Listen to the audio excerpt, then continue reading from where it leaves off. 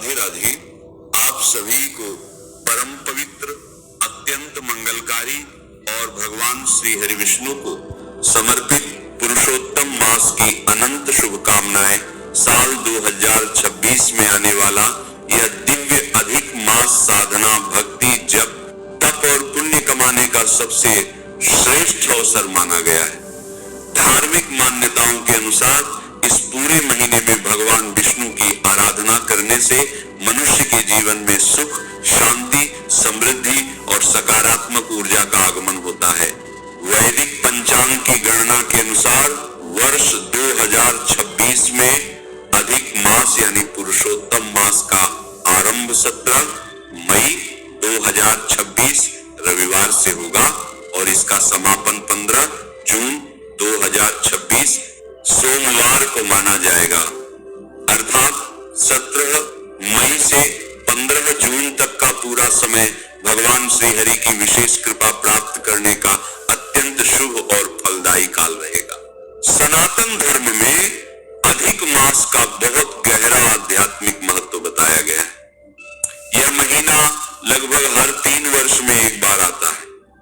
जब सूर्य और चंद्रमा की गणना के बीच समय का अंतर बढ़ जाता है, तब पंचांग को संतुलित करने के लिए इस अतिरिक्त महीने को जोड़ा जाता है। इसी कारण इसे अधिक मास कहा जाता है। पुराणों में वर्णन मिलता है कि प्राचीन समय में इस अतिरिक्त महीने को कोई विशेष महत्व नहीं दिया जाता था। तब यह महीना अत्यंत दुखी होकर भगवान श्री हरि विष्णु के पास पहुंचा और उनसे अपनी पीड़ा बताई। भगवान विष्णु ने उसकी भक्ति और विनम्रता से प्रसन्न होकर उसे अपना नाम पुरुषोत्तम प्रदान किया। तभी से यह महीना पुरुषोत्तम मास के नाम से प्रसिद्ध हो गया और इसे सभी महीनों में सबसे पवित्र और पुण्यदायी माना जाने लगा। धार्मिक मान्यताओं के अनुसार इस पवित्र महीने में भगवान विष्णु का नाम जपना, गीता का पाठ करना, तुलसी पूजा करना, दीपदान, दान पुण्य और जरूरतमंदों की सहायता करना अत्यंत शुभ माना जाता है। कहा जाता है कि इस महीने में श्रद्धा और सच्चे मन से की गई भक्ति कई गुना फल प्रदान करती है और व्यक्ति के जीवन से नकारात्मकता दूर होने लगती है। इसलिए 17 मई से 15 जून तक का यह पूरा समय भक्ति, साधना और पुण्य कमाने का विशेष अवसर माना जाएगा। प्राचीन काल में जब ब्रह्मा जी ने महीनों का निर्माण किया तो हर महीने को कोई न कोई देवता स्वामी के रूप में मिल गया। लेकिन अधिक मास जिसे मलमास कहा जाता था, उसका कोई भी स्वामी नहीं बना। स्वामीहीन होने के कारण सभी देवता और मनुष्य मलमास को अत्यंत अशुभ और निंदनीय मानने लगे। कोई भी इस महीने में शुभ कार्य नहीं करता था, जिससे दुखी होकर मलमास रोते हुए सीधे बैकुंठ धाम में भगवान श्री हरि विष्णु के पास पहुंचे और उनके चरणों में गिरकर अपनी व्यथा सुनाने लगे। भगवान विष्णु अत्यंत दयालु हैं। उन्होंने मलमास को उठाया और उसे अपने साथ गोलोक में भगवान श्री कृष्ण के पास ले गए। वहां जाकर भगवान श्री कृष्ण ने मलमास की सारी पीड़ा सुनी और अत्यंत प्रसन्न होकर उन्होंने घोषणा की कि आज से यह मलमास कोई अशुभ या निंदनीय मास नहीं रहेगा, बल्कि आज से मैं स्वयं इसे अपना सबसे प्रिय और सर्वोच्च नाम पुरुषोत्तम प्रदान करता हूं। भगवान ने कहा कि जो भी मनुष्य इस पुरुषोत्तम मास में मेरी भक्ति, पूजा, स्नान, दान और दीपदान करेगा, वह मेरे अन्य प्रिय महीनों जैसे कार्तिक या वैशाख से भी करोड़ों गुना अधिक पुण्य प्राप्त करेगा और अंत में मेरे परम धाम गोलोक को प्राप्त होगा। इसी वरदान के कारण इसे मलमास होने के बावजूद पूरे ब्रह्मांड में सबसे पवित्र और पुण्यदायी माना गया है। ऐसे में आपको इस पूरे महीने भगवान की पूजा कैसे करनी चाहिए? किन विशेष और कड़े नियमों का पालन करना अनिवार्य है? दीपदान की सही और शास्त्रोक्त विधि क्या है? स्नान और दान कैसे करना है? और कौन से चमत्कारी उपाय हैं जिन्हें करने से आपके जीवन की बड़ी से बड़ी परेशानी, चाहे वह धन की कमी हो, व्यापार की बाधा हो, विवाह की अड़चन हो या स्वास्थ्य संबंधी गंभीर समस्या हो, वह सब कैसे हमेशा हमेशा के लिए जड़ से समाप्त हो सकती है? इन सभी बातों पर हम आज अत्यंत गहराई और विस्तार से चर्चा करेंगे। सनातन धर्म में अधिक मास एक ऐसा दिव्य और दुर्लभ समय बताया गया है जिसकी आध्यात्मिक शक्ति इतनी अद्भुत और प्रचंड है कि यह मनुष्य के जीवन के सबसे भारी और घोर पापों तक को जलाकर पूरी तरह भस्म कर सकता है और उसे सीधा भगवान के परम धाम तक पहुंचा सकता है। ब्रह्म वैवर्त पुराण और स्कंद पुराण में इसका अत्यंत दिव्य और विस्तृत वर्णन मिलता है, जहां स्पष्ट रूप से ये घोषित किया गया है कि जो मनुष्य पूरी श्रद्धा और अटूट भक्ति के साथ इस एक महीने तक भगवान विष्णु की आराधना करता है, उसके जीवन के सभी पाप, चाहे वह इस जन्म के हो या कई पूर्व जन्मों के, पूरी तरह नष्ट हो जाते हैं। हजारों बार पवित्र गंगा नदी में स्नान करने का जो महान पुण्य मिलता है, काशी जैसी पवित्र नगरी में सैकड़ों बार दान करने से जो फल प्राप्त होता है, मकर राशि के सूर्य प्रयागराज में त्रिवेणी संगम पर स्नान करने से, सिंह राशि के बृहस्पति में गोमती नदी में स्नान करने से, कुंभ में केदारनाथ तथा बद्रीनाथ के दर्शन करने से, कुरुक्षेत्र में स्वर्ण दान करने से अथवा अर्ध प्रसूता गौदान करने से और हजारों अश्वमेघ यज्ञ करने से जो दुर्लभ दिव्य फल मिलता है, वह सब का सब केवल एक सच्चे भाव से इस पुरुषोत्तम मास में स्नान, दान और दीप दान करने से ही मनुष्य को सहज ही प्राप्त हो जाता है। यह पावन महीना पाप रूपी घोर अंधकार को मिटाने के लिए प्रखर सूर्य के तेज के समान है, पाप रूपी वृक्ष को जड़ से काटने के लिए तीखी कुल्हाड़ी के समान है और भयंकर से भयंकर पितृदोष भी इस महीने के प्रभाव से सदा के लिए समाप्त हो जाता है। अधिक मास का व्रत और इसके नियम केवल स्वयं के स्वार्थ या अपनी व्यक्तिगत मनोकामना पूर्ति के लिए ही नहीं, बल्कि दूसरों के कल्याण, अपने पितरों की घोर अशांति को दूर करने और भटके हुए जीवों के उद्धार के लिए भी सबसे उत्तम और अपार फलदायी माना गया है। अधिक मास के इस पूरे पवित्र महीने में स्नान, दान और विशेषकर दीपदान का सर्वोपरि और सबसे प्रधान महत्व होता है। सबसे पहले यदि हम स्नान की बात करें तो इस पूरे महीने आपको प्रातः काल सूर्योदय से पूर्व यानी ब्रह्म मुहूर्त में उठना चाहिए, क्योंकि ब्रह्म मुहूर्त में देवताओं का वास होता है। नित्य कर्मों से निवृत्त होकर अपने नहाने के जल में थोड़ा सा शुद्ध गंगा जल अवश्य मिलाना चाहिए, जिससे सामान्य जल भी तीर्थ के समान पवित्र हो जाता है। स्नान करते समय मन ही मन भगवान विष्णु के मंत्रों का स्मरण करना चाहिए और सभी पवित्र तीर्थों का ध्यान करना चाहिए। स्नान के बाद स्वच्छ और धुले हुए हल्के रंग के वस्त्र, विशेषकर पीले वस्त्र धारण करने चाहिए, क्योंकि पीला रंग भगवान विष्णु को अत्यंत प्रिय है। यदि पूरा पीला वस्त्र न हो तो कम से कम एक पीला दुपट्टा या पीला गमछा ओढ़कर ही पूजा मंदिर में प्रवेश करना चाहिए। मंदिर की अच्छी तरह सफाई करने के बाद भगवान विष्णु और माता लक्ष्मी की प्रतिमा या चित्र को एक स्वच्छ चौकी पर स्थापित करें। भगवान को पंचामृत यानी शुद्ध गाय का दूध, दही, घी, शहद और शक्कर से स्नान कराएं और फिर शुद्ध गंगा जल से अभिषेक करके उन्हें सुंदर पीले वस्त्र पहनाएं।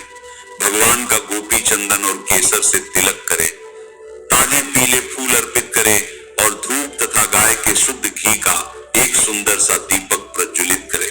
अधिक मास में दीपदान कैसे करना है, ये समझना अत्यंत आवश्यक है, क्योंकि बिना दीपदान के इस महीने का पूर्ण फल कभी प्राप्त नहीं होता।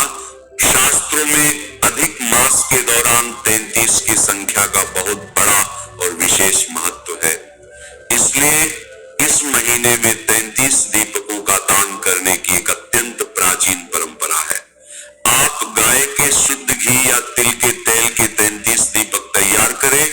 इन दीपकों को आप किसी भी विष्णु मंदिर में, शिव मंदिर में, किसी प्राचीन पीपल के वृक्ष के नीचे या किसी पवित्र नदी के किनारे संध्या काल के समय पूरी श्रद्धा से प्रज्वलित कर सकते हैं।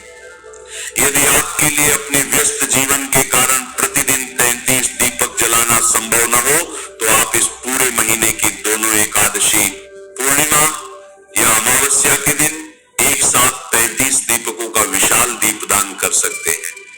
दान करते समय यह ध्यान रहे कि दीपक कभी भी सीधे जमीन पर न रखें, बल्कि उनके नीचे थोड़े से अक्षत यानी चावल या फूलों की पंखुड़ियां अवश्य बिछाएं।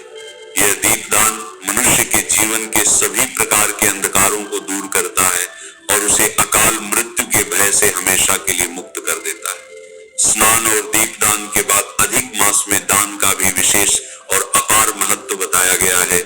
भगवान विष्णु की असीम कृपा प्राप्त करने के लिए इस महीने काशी के एक शुद्ध पात्र में 33 स्वादिष्ट मालपुए रखकर किसी योग्य और सदाचारी ब्राह्मण को दान करने का शास्त्रोक्त विधान है। इसके साथ ही अपनी सामर्थ्य के अनुसार पीले वस्त्र, चने की दाल, गुड़, मौसमी, पीले फल जैसे आम या केला और कुछ दक्षिणा का दान अवश्य करें।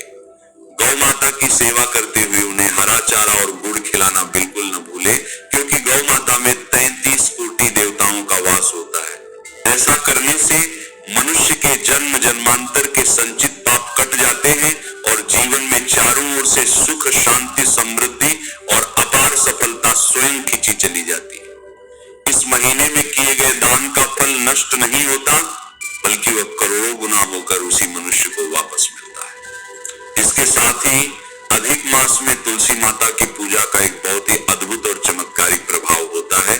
इस पूरे महीने संध्या काल में माता तुलसी के पवित्र पौधे के समक्ष गाय के घी का एक दीपक नियमित रूप से जलाना चाहिए। पूर्ण भक्ति भाव से तुलसी माता की 11 परिक्रमा करनी चाहिए और नमो भगवते वासुदेवाय मंत्र का लगातार मन ही मन जाप करना चाहिए। यह एक छोटा सा उपाय आपके घर में कभी भी धन की कमी नहीं होने देगा और अन्न भंडार हमेशा भरे रहेंगे। लेकिन यहाँ ये विशेष रूप से ध्यान रहे कि रविवार और एकादशी के दिन तुलसी के पत्ते भूलकर भी नहीं तोड़ने चाहिए और न ही उस दिन तुलसी जी की जड़ में जल अर्पित करना चाहिए, क्योंकि इन दिनों माता तुलसी स्वयं भगवान विष्णु के लिए निर्जला व्रत रखती हैं। पूजा या भगवान के भोग के लिए आवश्यक तुलसी दल हमेशा एक दिन पूर्व ही तोड़कर सुरक्षित रख लेना चाहिए, क्योंकि भगवान विष्णु बिना तुलसी दल के कोई भी भोग कभी स्वीकार नहीं करते। अब हम उन ढेरों चमत्कारी और अत्यंत अद्भुत उपायों की बात करेंगे जो इस पुरुषोत्तम मास के दौरान करने से आपके जीवन की बड़ी से बड़ी समस्याएं, चाहे वह कितनी भी पुरानी क्यों ना हो, दूर हो सकती है। यदि आप लंबे समय से भयंकर आर्थिक तंगी का सामना कर रहे हैं, धन का आगमन पूरी तरह रुक गया है, व्यापार ठप पड़ गया है या कर्ज बहुत अधिक बढ़ गया है, तो धन प्राप्ति के लिए आपको अधिक मास में प्रतिदिन शाम के समय अपने घर के ईशान कोण यानी उत्तर पूर्व दिशा में गाय के शुद्ध घी का एक चौमुखी दीपक जलाना चाहिए और उस प्रज्वलित दीपक में थोड़ी सी केसर की पत्तियां या एक चुटकी पिसी हुई हल्दी डाल देनी चाहिए। साथ ही वही भगवान विष्णु के समक्ष बैठकर माता लक्ष्मी को शीघ्र प्रसन्न करने के लिए श्री सूक्त का 11 बार निरंतर पाठ करना चाहिए। ऐसा करने से धन की देवी माता लक्ष्मी अत्यंत प्रसन्न होती है और घर में धन की कभी कमी नहीं रहती तथा वर्षों पुरानी दरिद्रता हमेशा के लिए घर से दूर हो जाती है। इसके अलावा कर्ज से शीघ्र मुक्ति पाने के लिए एक तांबे के लोटे भर जल में थोड़ी सी पीली सरसों और हल्दी मिलाकर उसे भगवान विष्णु के चरणों में अर्पित करें और भगवान के सामने बैठकर विष्णु चालीसा का पाठ करें।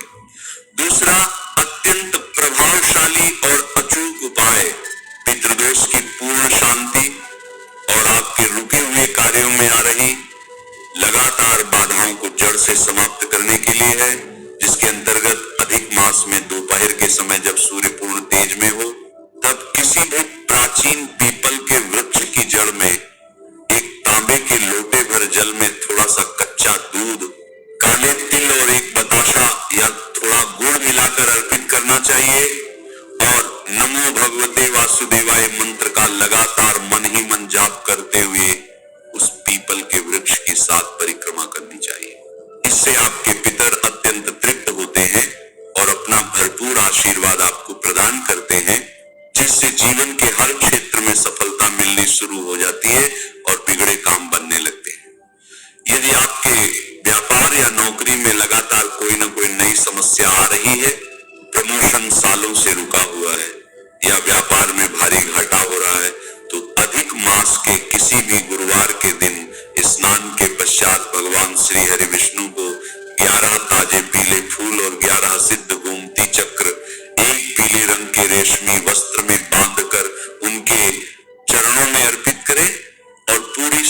से उनका विधिवत पूजन करें।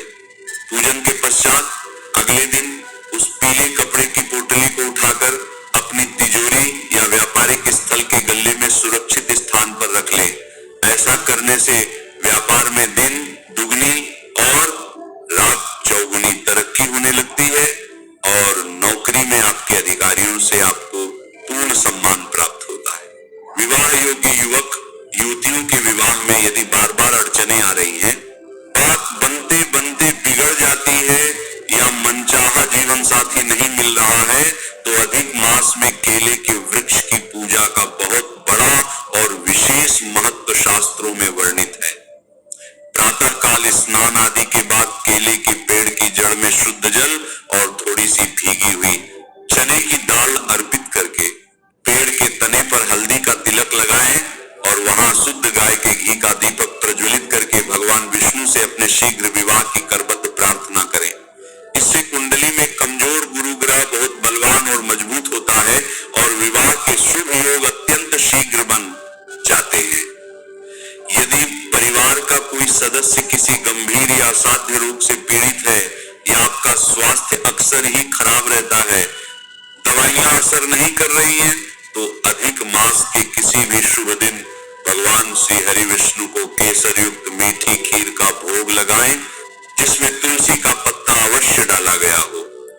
भगवान को पूरे भाव से भोग लगाने के पश्चात उस पवित्र प्रसाद को परिवार के सभी सदस्यों में प्रेम पूर्वक बांटकर स्वयं भी उसे प्रसाद रूप में सबसे पहले ग्रहण करें। इससे भगवान धन्वंतरी और विष्णु जी की अद्भुत कृपा से समस्त शारीरिक और मानसिक कष्टों का तेजी से नाश होता है और शरीर निरोगी बन जाता है। इस पूरे पवित्र महीने आपको अपने भोजन और व्यवहार में अत्यंत सात्विकता और संयम बरतना चाहिए। लहसुन, प्याज, मांस, मदिरा, मसूर की दाल, बैंगन और किसी भी प्रकार के तामसिक भोजन का पूरी तरह से त्याग कर देना चाहिए, क्योंकि तामसिक भोजन बुद्धि को भ्रष्ट करता है। बासी भोजन या बाजार का रखा हुआ भोजन भी ग्रहण करने से बचना चाहिए। इस महाव्रत के दौरान आपका मन पूरे दिन भगवान के श्री चरणों में ही लगा रहना चाहिए। आपसे अज्ञानता में भी किसी जीव की हत्या न होने पाए और किसी को भी आप कटु शब्द या अपशब्द न बोले। ये अधिक मास का पावन समय केवल एक महीने का कोई साधारण समय नहीं है, बल्कि ये अपनी आत्मा को अंदर से पूरी तरह शुद्ध कर दे, अपने पुराने और बुरे कर्मों को पुण्य में बदलने और परमपिता परमेश्वर के साथ एकाकार होने का एक अत्यंत दिव्य और दुर्लभ अवसर है, जो भाग्यशाली जीवों को ही प्राप्त होता है। इस महीने किए गए एक छोटे से भी शुभ कार्य, दान या सेवा का फल अपार गुना बढ़ जाता है। इसीलिए सबसे पहले अपने मन को शांत और निर्मल रखना आवश्यक है। किसी का भी भूलकर अपमान करना या मन में किसी के प्रति ईर्ष्या और द्वेष रखना इस माह सर्वथा वर्जित है, क्योंकि क्रोध और नकारात्मक भावनाएं आपकी सारी आध्यात्मिक ऊर्जा और व्रत के पुण्य को क्षण भर में जलाकर नष्ट कर देती हैं।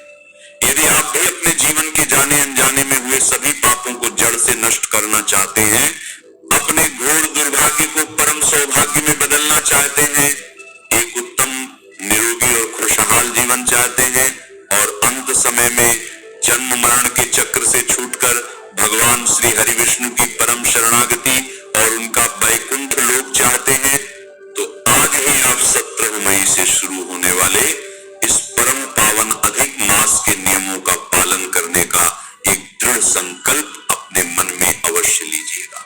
आप अपने पापों को क्षीण कर सकते हैं और भगवान की वह कृपा प्राप्त कर सकते हैं, जो बड़े बड़े तपस्वियों को भी दुर्लभ है। आप सभी को इस अत्यंत पावन अधिक मास की एक बार फिर से बहुत बहुत हार्दिक शुभकामनाएं और कोटि कोटि बधाई। यह पावन महीना आपके और आपके संपूर्ण परिवार के जीवन में अपार सुख, अनंत समृद्धि, उत्तम स्वास्थ्य और चिरस्थायी शांति लेकर आए और आपके घर में कभी कोई दुख, दरिद्रता प्रवेश न करे। भगवान श्री हरि विष्णु और धन धान्य की देवी माता लक्ष्मी आपकी सभी मनोकामनाएं और इच्छाएं पूर्ण करे। कहा जाता है कि जहां पुरुषोत्तम मास की कथा सुनाई जाती है, वहां स्वयं और अदृश्य रूप से उपस्थित होकर भक्तों को आशीर्वाद देते हैं। कथा श्रवण से घर में सुख, शांति और समृद्धि आती है और भक्त के हृदय में भक्ति का दीपक प्रज्वलित हो उठता है। आज हम आपके लिए पुरुषोत्तम मास की एक अत्यंत पावन और मनोहर कथा लेकर आए हैं। इस कथा का श्रवण करने मात्र से भगवान श्री कृष्ण की कृपा प्राप्त होती है और जीवन में शुभता का संचार होता है। इसलिए श्रद्धा और विश्वास के साथ इस कथा को अंत तक अवश्य सुने।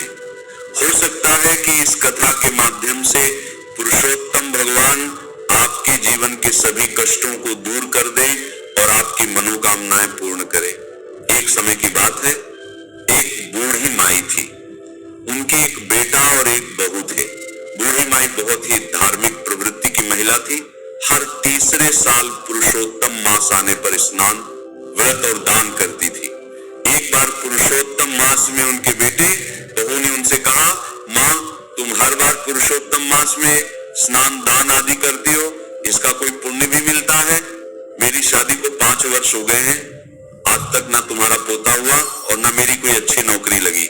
बूढ़ी माई बोली, अब मैं पुरुषोत्तम भगवान से मिलकर पूछूंगी कि मेरे स्नान दान का पुण्य कब मिलेगा और अब मैं घर तभी वापस लौट कर आऊंगी। वह बूढ़ी माई जय हो पुरुषोत्तम भगवान की, जय हो पुरुषोत्तम भगवान की करती हुई अपने घर से चली। रास्ते में उन्हें एक कोढ़ी मिला। उसने बूढ़ी माई से पूछा, माई तुम कहाँ जा रही हो? तो बूढ़ी माई बोली, बेटा, मैंने अपने पूरे जीवन काल में हर तीसरे साल आने वाले पुरुषोत्तम मास का स्नान, व्रत, दान आदि किया है, लेकिन मेरे बेटे बहू कहते इसका कोई पुण्य नहीं मिला। मैं पुरुषोत्तम भगवान से मिलकर यह पूछूंगी कि मुझे इसका फल कब मिलेगा। तब कोढ़ी बोला, बहन, यदि तुम्हें पुरुषोत्तम भगवान मिले तो उनसे मेरे भी दुख का निवारण पूछना। मुझे 15 साल की उम्र से कोढ़ है, यह मुझे किस बात की सजा मिल रही? बुढ़िया बोली, जरूर पूछूंगी। यह कहकर जय हो पुरुषोत्तम भगवान की, जय हो पुरुषोत्तम भगवान की कहती वो आगे चल पड़ी। आगे चलकर रास्ते में उसे एक कुम्हार पति पत्नी मिले। उन्होंने पूछा, माई आप कहाँ जा रही हो? बुढ़िया माई ने सारी बात उन्हें बता दी। वे बोले, माई, क्या तुम हमारे दुख का भी निवारण पुरुषोत्तम भगवान से पूछोगी? हमारी आजीविका का एकमात्र साधन ये मटके बनाना है। पिछले 3-4 वर्षों से हमारे चाक पर फूटे मटके बन रहे हैं। कुछ बच भी जाते हैं तो पकाते समय टूट जाते हैं। ऐसा क्यों हो रहा है, ये जरूर पूछना। बूढ़ी माई बोली, जरूर पूछूंगी। ऐसा कहकर वो जय हो पुरुषोत्तम भगवान की, जय हो पुरुषोत्तम भगवान की कहती आगे बढ़ी। रास्ते में उन्हें एक सांप मिला और बोला, बुढ़िया, मैं तुझे डसूंगा। बुढ़िया बोली, तुझे अगर मुझे डसना है तो डस लेना, लेकिन अभी मैं पुरुषोत्तम भगवान से मिलने जा रही हूँ। उनसे मिलकर जब वापस आऊंगी तब तो मुझे डस लेना। तब सांप बोला, मई, अगर तुम्हें पुरुषोत्तम भगवान मिले तो मेरी भी दुख का निवारण पूछना कि मेरी नागिन हर साल अंडे देती है, लेकिन एक भी सपोला जिंदा नहीं रहता। बुढ़िया बोली, मैं जरूर पूछ लूंगी। जय हो पुरुषोत्तम भगवान की, जय हो पुरुषोत्तम भगवान की कहती वह आगे चली। तो उसे पेड़ के नीचे एक साधु महात्मा बैठे हुए मिले। उन्होंने पूछा, बूढ़ी माई कहाँ से आई हो और कहाँ जा रही हो? तो बूढ़ी माई ने उन्हें अपने बेटे बहू के दिए तानों की सारी बात बताई। तब वह साधु बोले, बुढ़िया माई, क्या भगवान ऐसे ही मिल जाते हैं और मिलेंगे तो उन्हें पहचानोगी कैसे? तो बुढ़िया माई बोली, मैं उन्हें पहचान लूंगी। ऐसा कहकर बुढ़िया माई ने उन साधु महात्मा को प्रणाम किया और बोली, जय हो पुरुषोत्तम भगवान। तब पुरुषोत्तम भगवान ने उसे दर्शन दिए और बोले, तुम्हें क्या चाहिए? वो बूढ़ी माई बोली, मुझे आपके दर्शन होते ही सब कुछ मिल गया, मुझे और कुछ नहीं चाहिए। पुरुषोत्तम भगवान बोले, हो बुढ़िया, तेरा कल्याण हो। अब बुढ़िया ने रास्ते में मिले सभी दुखियों के दुखों का एक एक करके निवारण पूछना शुरू किया।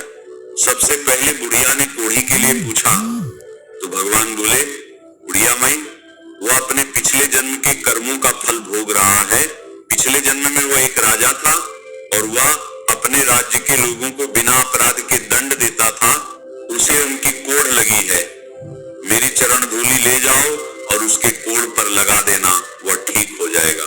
फिर बुढ़िया माई ने कुम्हार के दुख का निवारण पूछा तो भगवान बोले, एक बार कुम्हार पति पत्नी के पास एक गरीब माता पिता अपनी लड़की के विवाह के लिए कलश लेने आए थे। पैसे न होने के कारण उन्होंने उन्हें कलश नहीं दिया। इस कुम्हार पति पत्नी को उन गरीब माता पिता की कोढ़ लगी है। अगर कुम्हार अपने सौंदर्य अच्छे मटके किसी प्याऊ में दान कर दे तो उसका दुख दूर हो जाएगा। अब बुढ़िया माई ने नाग नागिन का पूछा तो भगवान बोले, नागिन ने एक बार एक गर्भवती स्त्री को डस लिया था, जिससे वह गर्भवती स्त्री अपने गर्भ में पल रहे बच्चे के साथ मर गई। उन्हें उस गर्भवती स्त्री की कोढ़ लगी है। अगर यह नागिन अपनी अमृत मणि किसी गरीब को दे दे तो उन्हें बच्चा हो जाएगा। ये सुनकर बुढ़िया माई ने भगवान को प्रणाम किया तो भगवान पुरुषोत्तम अंतर ध्यान हो गए। अब बुढ़िया माई ने भगवान के चरणों की धूलि अपनी साड़ी के पल्लू में बांध ली और सबसे पहले उस सांप से मिली। बुढ़िया माई को देखते ही सांप बोला, क्या हुआ माई, भगवान के दर्शन हुए? बुढ़िया माई बोली, हाँ मुझे दर्शन हुए। सांप ने पूछा, तुमने मेरे दुख का निवारण पूछा? तो बुढ़िया माई ने सारी बात सांप को बता दी। तो वो बोला, माई मैं कोई गरीब व्यक्ति कहां से लाऊंगा? मेरे पास कोई डर के मारे नहीं आता। ये अमृत मणि तुम ही ले जाओ। उसने वह अमृत मणि बुढ़िया को दे दी। अमृत मणि लेकर बुढ़िया माई अपने घर की ओर चली। आगे चली तो उसे कुम्हार पति पत्नी मिले। उन्होंने पूछा, क्या तुम्हें भगवान के दर्शन हुए? हमारे दुख का निवारण पूछा?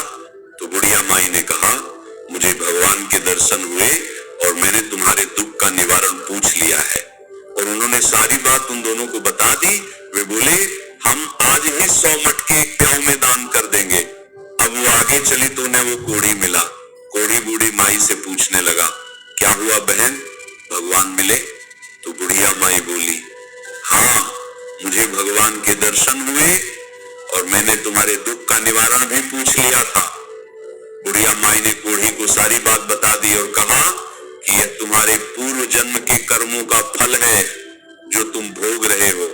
बुढ़िया माई ने भगवान के चरणों की धूलि कोढ़ी के शरीर पर लगाई तो कोढ़ी ठीक हो गया। कोढ़ी ने बूढ़ी माई को खूब धन दौलत दी। अब बूढ़ी माई खूब सारी धन दौलत और अमृत मणि लेकर अपने घर पहुंची तो उसने देखा कि उसका घर एक सुंदर मकान में बदल गया। घर में अन्न धन के भंडार भर गए और बेटा बहू माँ को देखकर बहुत खुश हुए। बेटे ने कहा, माँ मुझे बहुत अच्छी नौकरी मिल गई है और तुम्हारी बहू भी पुरुषोत्तम भगवान की कृपा से गर्भवती है। बेटे, बहू ने भगवान के चरणों की धूलि को अपने माथे से लगाया और सबने पुरुषोत्तम भगवान की जय जयकार की। नमः शिवाय। श्री महालक्ष्मी नमः।